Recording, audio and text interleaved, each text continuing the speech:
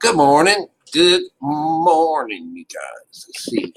Get a little less of everything else, a little more meat.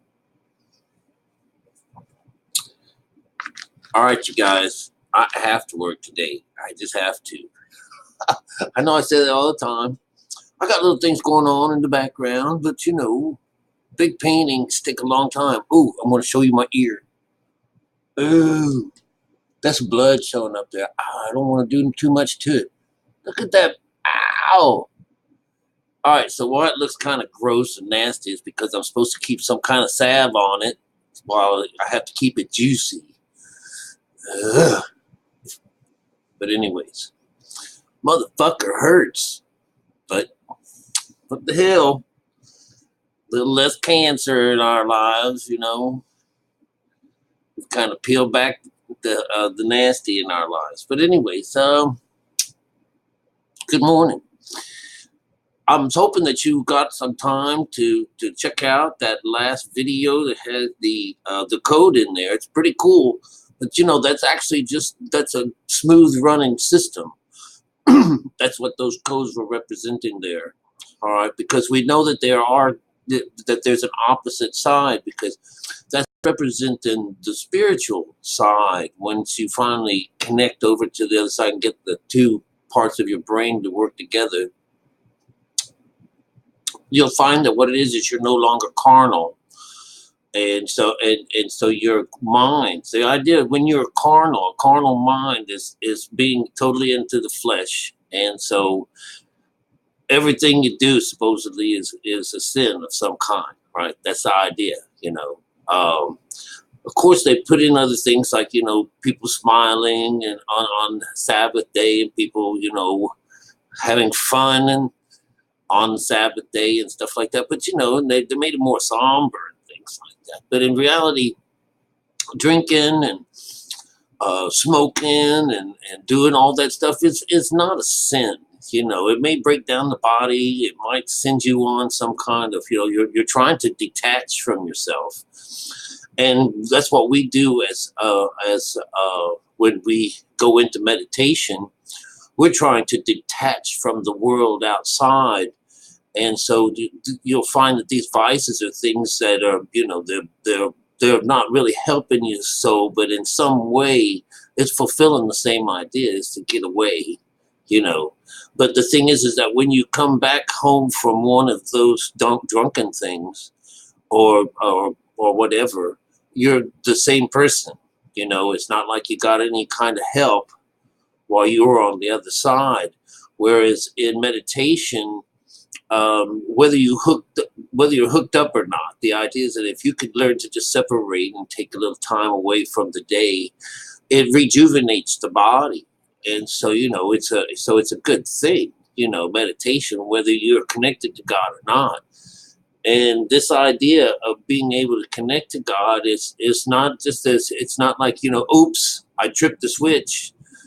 No, it's a lot more effort than that. It's just not going to like wake up or do something whatever on its own. It has to be nudged along the way with you. But anyways, this is what we're talking about today. Is I thought, if you want to read up on what happens when you the difference between the flesh, living in the flesh, and then living in spirit, you'll find that it's only about this switch, this idea of going from living out of your left mind and being carnal minded connects you to just your flesh. And so you live in the flesh. This is the idea of being sin. This is sin, the whole thing. Because you're without God. All right. You're just on the Father side. And so it narrows all the sins down, like if it's all about this marriage. If you're choosing to take your brother's wife, or someone from outside of you, and this is going to be your spiritual side, this is what the Bible is all about. It's only about this. It's about how you connect and how you communicate and how you serve. Those are all the same thing.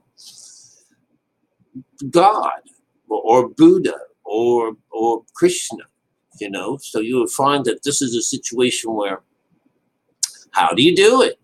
All right. And so, you've heard me talk a lot about the bread, the guy, the baker, and the cup maker or cup bearer. Those are two stories from a dream sequence that came about a long time. Well, in the books we have, I think it's Jacob, Jacob or Jason, Joseph. I think it's Joseph. It's a lot to remember. Our Bible is giant, okay? But anyways, he's a diviner, and he can understand what stories are, the symbolisms in dream telling. And so in his dreams, he's heard this, or he was put in jail. That's where he meets these two guys, and they're put on some kind of a trial, before the Pharaoh. And so they each had a dream, and he's going to interpret these dreams. And whenever he finds out that the bread man, the guy that makes the bread, is going to serve the Lord by creating all these different kinds of breads and cakes and different things, taking many different ingredients and stuff like that, and he's got it all in one big basket. He puts it on his head, and he goes to deliver it to the king. And on his way, these birds of the air came and took them away, flew off with his bread. So he's interpreting this as being, well, that's not a good sign. It sounds to me like, like you're going to lose your head. And he does. That's what it means, But that was him creating his own thing and thinking what the guy's going to like and giving him an assortment of things to choose from. And, of course, bread is thought. And, of course, these thoughts were taken away, just like the feathers, these birds of the air came and took them away. So on the other opposite side of this guy is we hit on it yesterday in the story telling about the code, is a vine that grows up naturally out of the earth, and that this is where you get your fruit from. But anyways, this business of the kundalini let's go back. But anyways, it flowered, it turned to fruit, it was pressed by his own hand into a cup and served up to master. It was a natural process, is really what shows the difference between serving someone to serving God and or making something up. And so the baker is the outside guy, which is the outside. They're just making it all up, but it's not. There's a plan down there. But there's over 5,000 different ways to serve God when you take the part of the Bible, when you're working off of the letter. All right.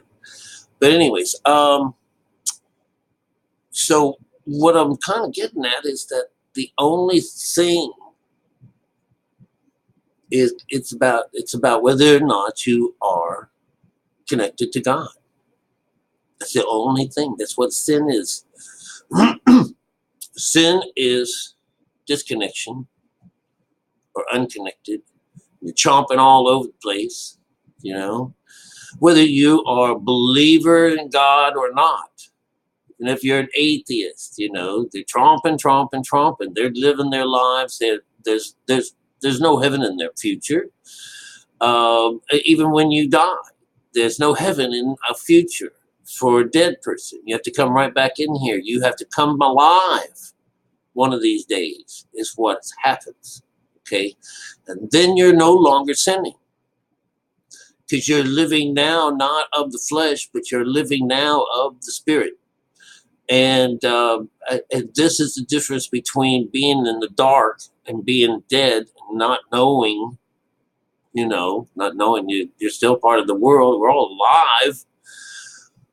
But that spiritual side of you is still vacant. It's still dark. So you're dark and you can't get over it. All right. But that's the side that you're on. You're still doing your works.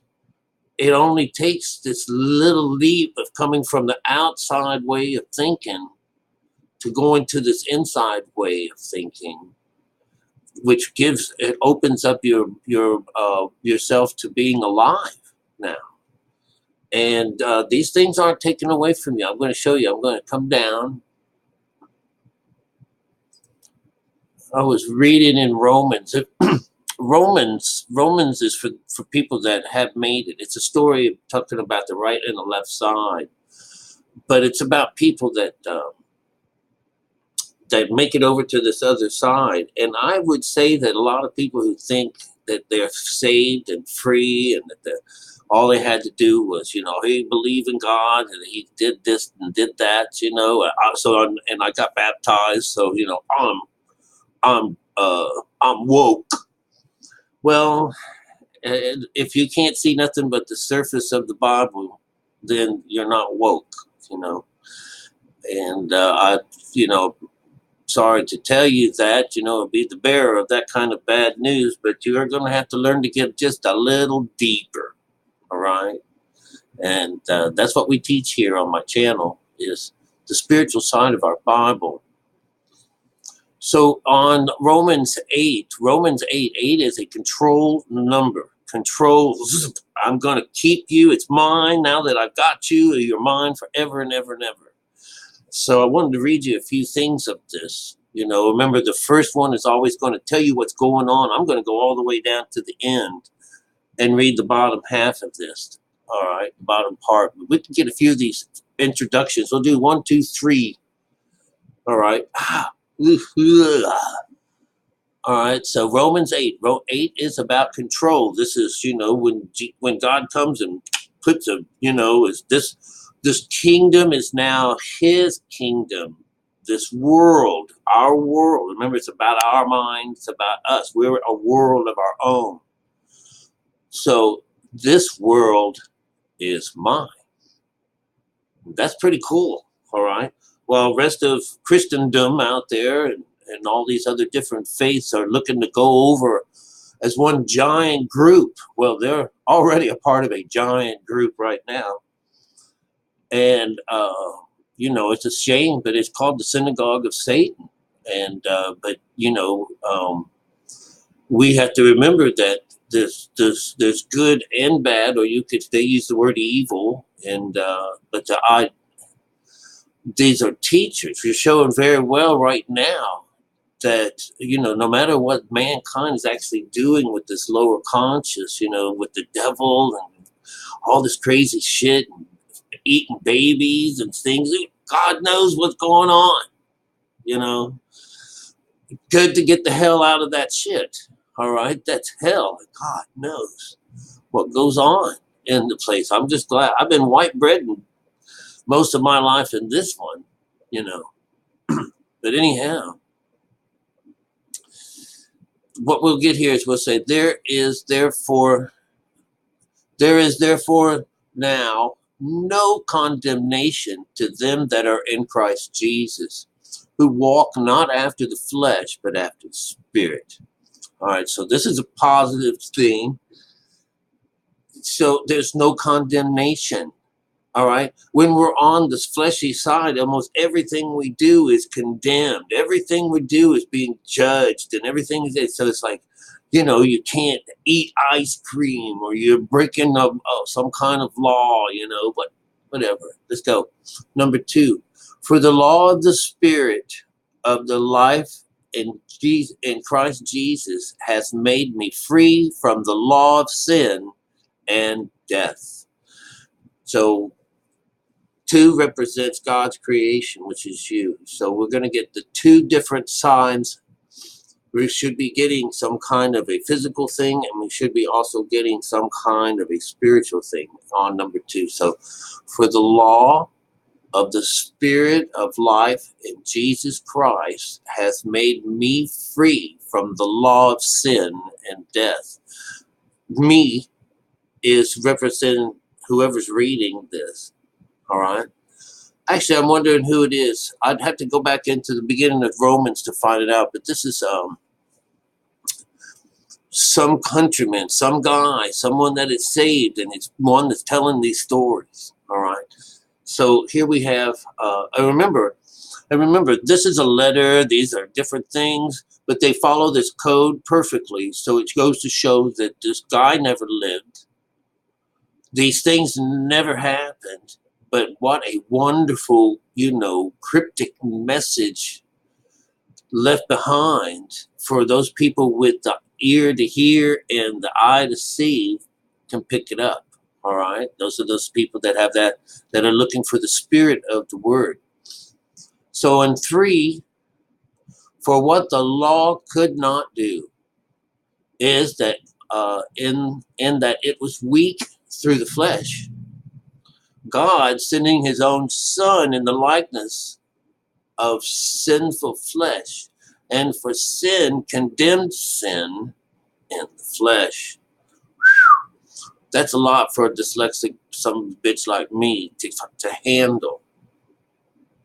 But I will show you that when we working the law, it's weak. When we're in the flesh, it doesn't work because it's an outside approach. It's weak. Didn't work.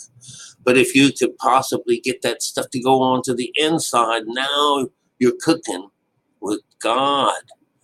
And it says, number 4 here, it says the righteous, that the righteous of the law might be fulfilled in us who walk not after the flesh, but after the Spirit. All right. For they that are of the flesh do mind the things of the flesh, but they that are after the Spirit, the things of the Spirit. Number 6. 6 is your works.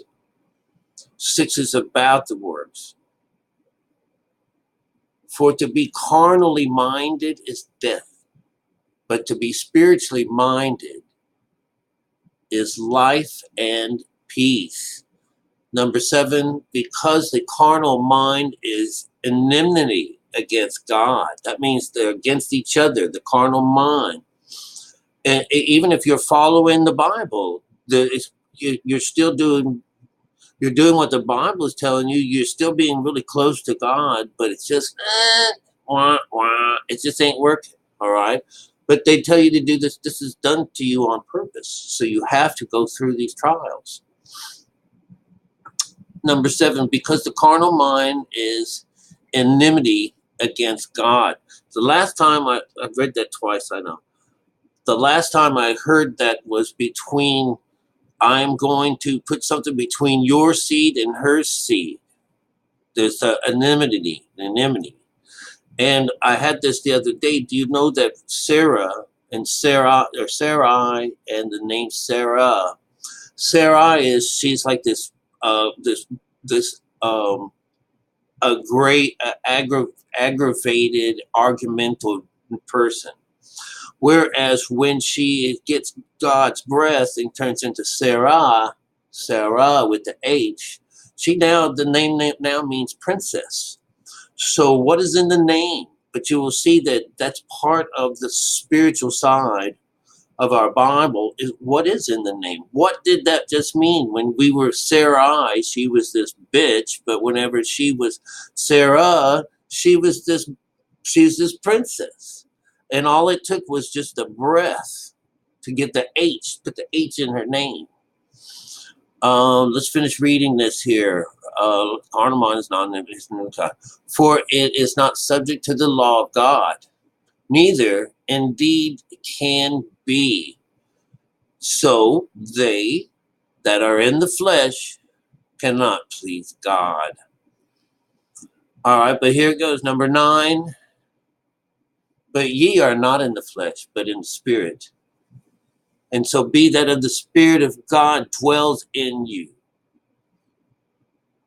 Now, if any man not have the Spirit of Christ, he is none of his. That's pretty good. All right, so let's go all the way down. There's a whole mess of these. Very informative information in this, by the way. But it's talking about, thank God you came about, but when you were this way, this is what would happen if you were on the other side. So remember, the number 8 represents control, and you are mine. All right. So we're going to read the last 3 on here, because the last 3, that should be Number 37, number 38, number 39. That represents a 1, 2, and 3. All right. 6, 7, 8, 9, 7, 8, 9, 10. All right, yeah, because it becomes a 1, 2, 3.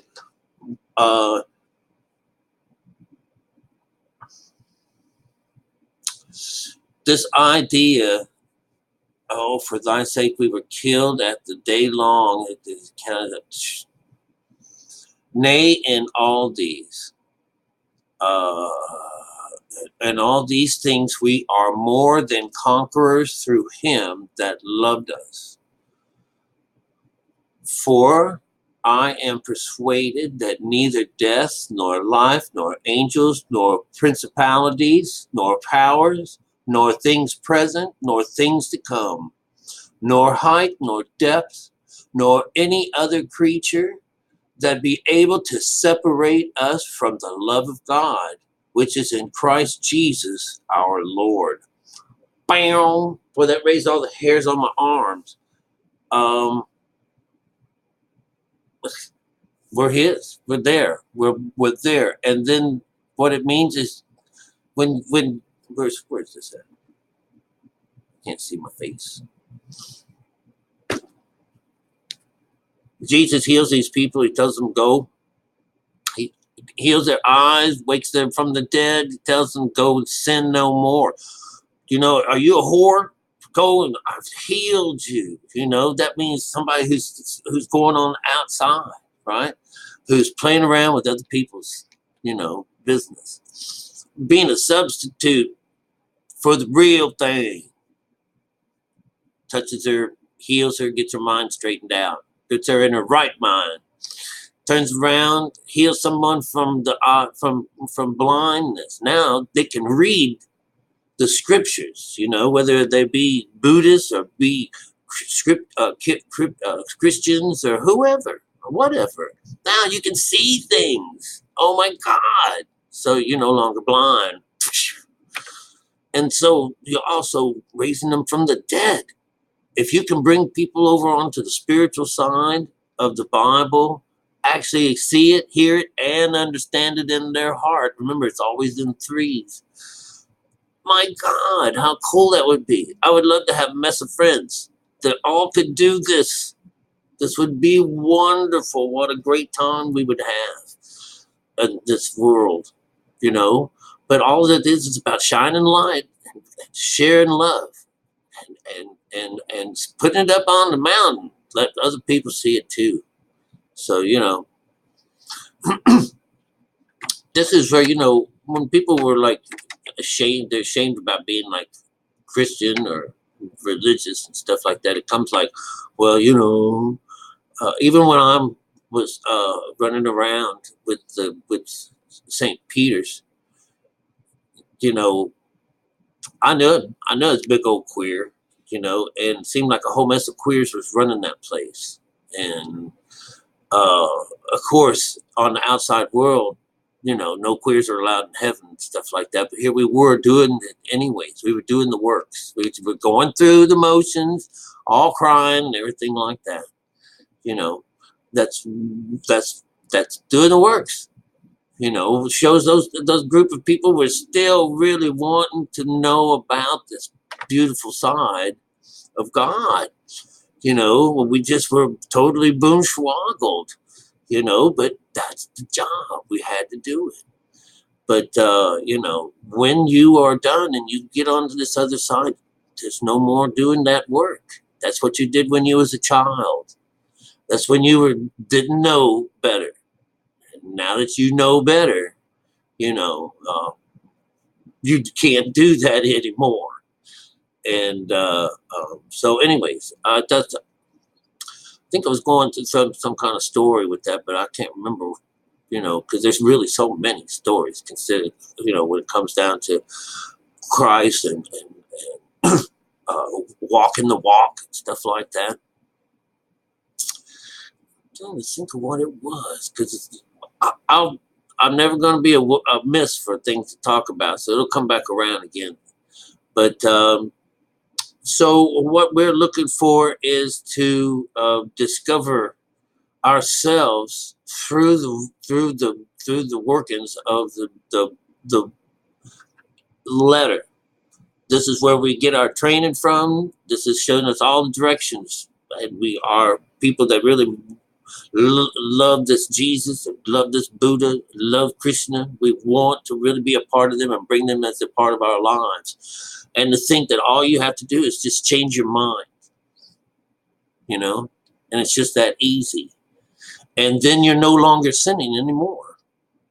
You know, to be sinning is to be disconnected, and to be connected is to no longer sin again. You understand? That's how simple it is. So, you know, this idea of being, I know what it was, is that, you know, being embarrassed about being religious, stuff like that. You know, we had to go out on the street. When the scriptures tells you to keep it to yourself, we go out in the street. Then everybody in the world knew that I was this religious fag. You know, it's like, you know, I got some kind of like, do you know that it's stupid that you're just following, you know, mankind and stuff like that? You know, do you know what I have learned from learning how to read the Bible? I am so glad that I have my own mind, even, you know, whenever I had pimped it out to the whore while I was working out there. It's just really cool. The very Bible, the very situation, the very stuff that brings fear into your life, makes you sick, you know, and all this stuff, did it on purpose. It's the same stuff that now you got to take a little bit of this in you. Just like, you know, like if you were allergic to something, you know, or you wanted to be immune. Let's get immune against death. All right, let's talk about it like that. So in order to be immune from death, we're going to have to take we have a little bit of that in us. We have to eat some of it. All right, and that'll cure us. That'll cure us. And that's exactly how we do this. We kill ourselves in meditation. And when we flip over onto the other side, this is a perfect death. The perfect death. Because when you wake up out of this, you never die again. It's cool shit on earth. All right. And, you know, and I'm not embarrassed to teach God's way. I'm not embarrassed in the slightest. Shit. All right. This is a good time to say goodbye. I love y'all. I'll chat with you soon.